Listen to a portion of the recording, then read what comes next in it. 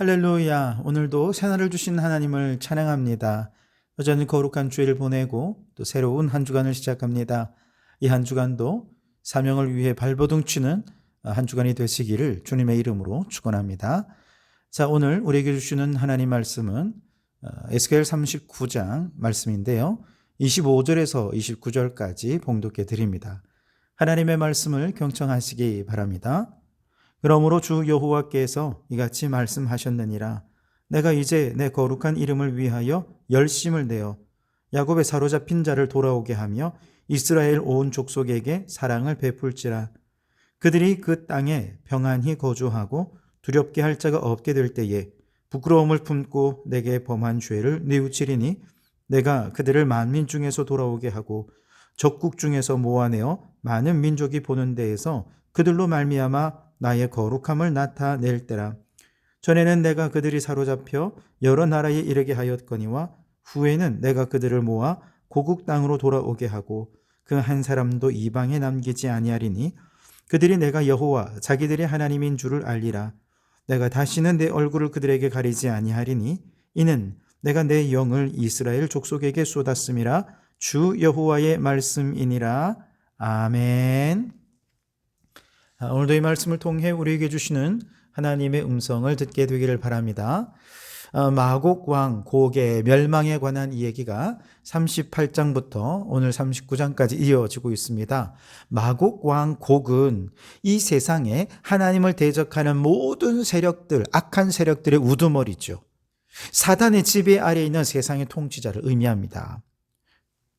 그런데 바로 그 마곡 왕이 멸망한다는 것은 결국 사탄 마귀의 멸망을 의미하는 것이기도 하지요.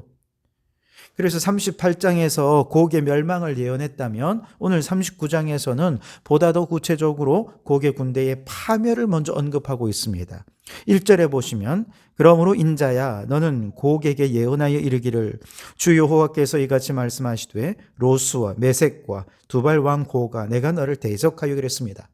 하나님께서 마곡의 왕을 대적하실 텐데 그렇게 하나님이 대적하시면 어떤 일이 일어나느냐? 4절에 너와 내 모든 무리와 너와 함께 있는 백성이 다 이스라엘 산 위에 엎드러지니라.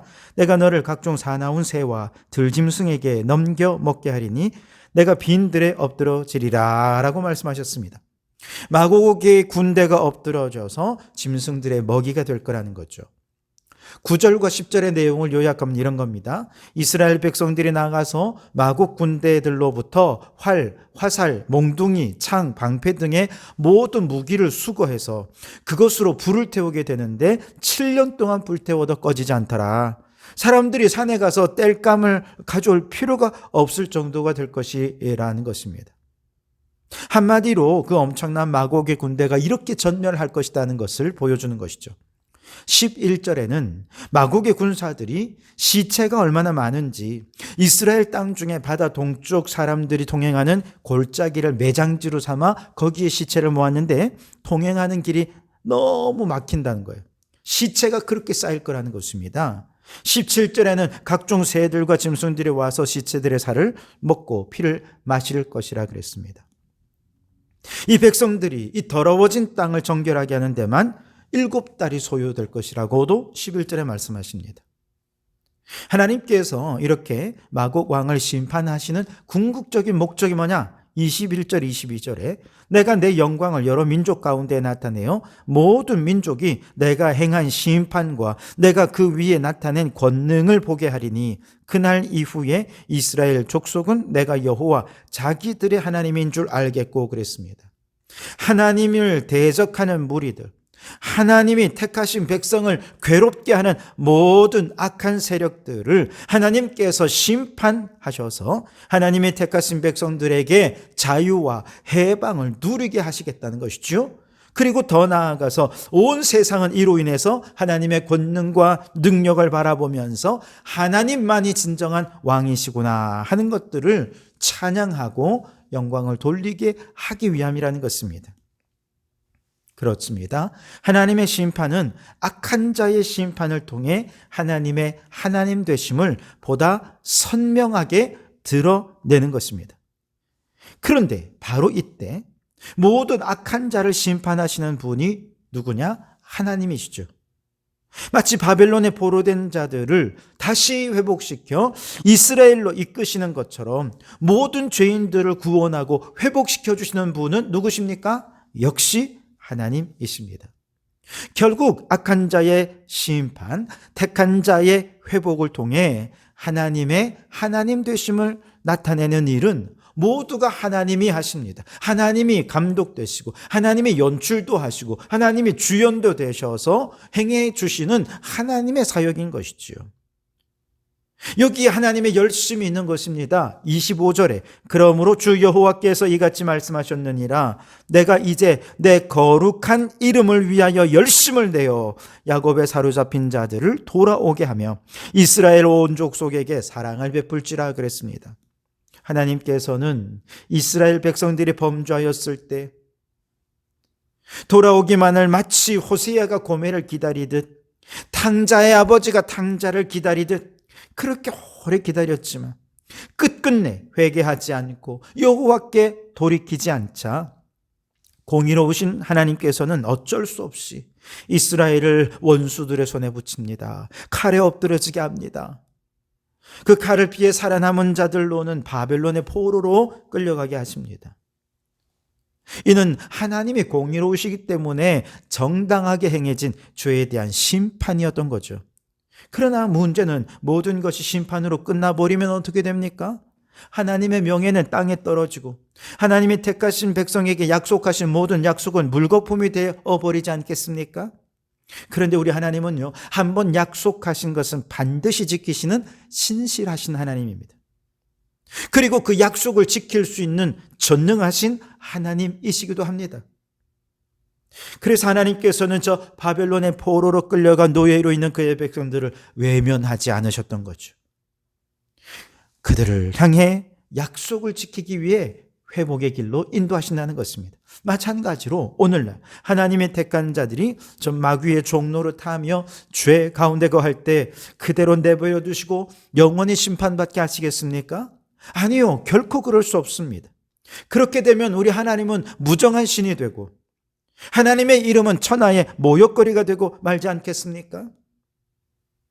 그래서 하나님께서는 이렇게 당신의 이름이 더럽혀지는 것을 결코 간과하지 않으시죠. 그래서 하나님께서는 그의 택한 백성이 범죄하여 징계를 당하였더라도 반드시 회복시켜 주셔서 하나님의 전능하심, 하나님의 신실하심, 하나님의 하나님 되심을 온 땅에 나타내기 위해 열심을 내신다는 것이지요. 그래서 이제 내 거룩한 이름을 위하여 열심을 내어 야곱의 사로잡힌 자를 돌아오게 하며 라고 말씀하신 것입니다. 하나님의 열심히 이 모든 일을 이루실 것입니다. 어쩌면 오늘 우리도 선택된 하나님의 백성이지만 우리의 연약함 때문에 죄의 미혹을 받아 넘어지고 쓰러지고 범죄하였을 때 하나님은 우리를 징계하실 수밖에 없겠죠. 그러나 하나님이 택한 백성이라면 누구도 하나님으로부터 완전히 잊혀지거나 버림받는 일은 일어나지 않을 것입니다. 왜냐하면 하나님께서는 당신의 거룩한 이름을 위하여 자기 백성을 구원하시는 일에 반드시 열심을 내실 것이기 때문에 그렇습니다. 그렇기에 우리가 아무리 비참한 자리에 내팽개쳐져 있다 해도 여전히 구원의 소망을 가질 수 있는 이유는 하나님의 열심 때문입니다. 그 하나님의 열심이 당신의 아들 예수 그리스도를 이 땅에 보내주셨고 십자가 보혈로 우리의 죄를 씻으셨고 예수님의 부활로 우리를 사망의 권세에서 구원하신 것입니다. 하나님께서는 우리 성도들에게 당신의 본체의 영광이신 독생자 예수 그리스도 그의 거룩한 이름을 우리 마음판에 새겨주시고 당신의 양자로 우리의 이름을 생명책에 기록해 주셨습니다. 이처럼 영광스러운 예수 그리스도의 이름이 우리의 심령에 새겨져 있는데 하나님이 어떻게 우리를 버리실 수가 있겠습니까? 결코 그럴 수 없는 것입니다. 우리를 구원하실 뿐만 아니라 성령으로 우리를 보장해 주십니다. 29절에 내가 다시는 내 얼굴을 그들에게 가리지 아니하리니 이는 내가 내 영을 이스라엘 족속에게 쏟았음이라. 주 여호와의 말씀이니라. 하나님의 열심은 예수 그리스도를 이 땅에 보내어 주셨을 뿐만 아니라 구원받은 그의 백성들을 성령으로 인쳐주셔서 천국 가는 그날까지 우리를 지키시고 보호해 주시기로 보장해 주시는 것입니다. 약속해 주시는 것입니다. 과거에 하나님께서는 택하신 백성들의 얼굴을 가리기도 하셨고 그들을 징계하시기도 하셨고 심판하시기도 하셨죠. 그러나 이제 신약 시대가 되면서 하나님께서는요, 성도들에게 아주 특별한 은혜, 한결같은 은혜 한 가지를 약속해 주셨는데 그것은 내가 내 영을 이스라엘 족속에게 쏟았음이라 그랬습니다. 하나님의 영, 성령님을 선민에게 쏟아 부으셨기 때문에 이제 다시는 하나님께서 그들에게 얼굴을 가리지 않으신다는 것입니다. 항상 얼굴빛을 그들에게 비춘다는 것이죠. 구약시대에는요, 하나님의 영이 어느 곳에 임재하기도 했다가 떠나가기도 잘했어요. 그래서 성령님의 임재하심과 떠나가심은 굉장히 자유로웠습니다. 그러나 신약시대는 다르다는 거예요. 우리가 아무리 죄를 범했다 하더라도 오순절 성령 강림 사건 때 성도들의 마음속에 부어진 그 성령님은 그들의 죄에도 불구하고 그들을 도와주십니다. 하나님의 열심으로 그들이 다시 죄를 극복해서 끝까지 천국길 갈 수 있도록 우리를 이끌어 주시는 것이죠. 그 심령에 예수의 피가 끊임없이 흐르게 하고 저 천국길을 확실히 보장해 주시는 분이 바로 성령님이라는 것이죠. 여러분, 저 이스라엘의 역사를 보세요. 끊임없이 징계와 심판의 역사가 막 소용돌이치지요. 왜 하나님이 백성이 이런 비참한 일을 겪어야 하는가? 왜 이런 어두운 터널의 역사를 통과해야 되는가? 그 이유는 다른 것 아닙니다. 고통스러운 역사로 심판하고 끝나는 게 아니라 고통의 터널 너머에 시련을 통과한 선민의 빛나는 승리와 영광이 예비되어 있기 때문에 그렇습니다. 이것을 누가 보증해 주십니까? 성령님이 보증해 주십니다. 오늘 우리도 마찬가지 불의한 세상 속에서 연약함으로 인해 무수히 시련과 고난과 징계와 고통의 터널을 지나면서 왜 하나님, 우리가 하나님의 사람인데 예수를 믿는 하나님의 자녀인데 이런 고통을 당해야 하는 것입니까? 이해할 수 없습니다. 그렇게 기도하면서 하나님 빨리 좀 지나가게 해주십시오. 우리는 그렇게 기도하지만 하나님은 오히려 그 모든 과정을 통해서 우리를 정금같이 빚으시는 것입니다.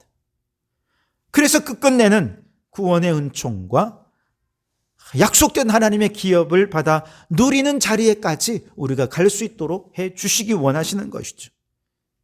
이를 위해 성령님께서 우리에게 쏟아 부어주셔서 그 성령으로 우리를 저 천국까지 이끌어 주시는 것이지요. 그러니 여러분, 이제 우리는 주님의 거룩한 피가 더욱 뜨겁고 생명력 있게 우리의 삶 속에 역사하시도록 주님께 우리의 삶을 맡겨드려야 하겠습니다. 뿐만 아니라 우리 가운데 쏟아 부어주신 그 성령의 도우심을 따라서 마지막 최후 승리에 이르는 그날까지 우리와 함께 하시는 성령님과 동행하는 삶을 살아가시기 바랍니다. 그렇게 예수님의 뜨거운 피로 성령님과 동행하며 저 천국까지 이르는 우리 성도들이 되실 수 있기를 주님의 이름으로 축원합니다.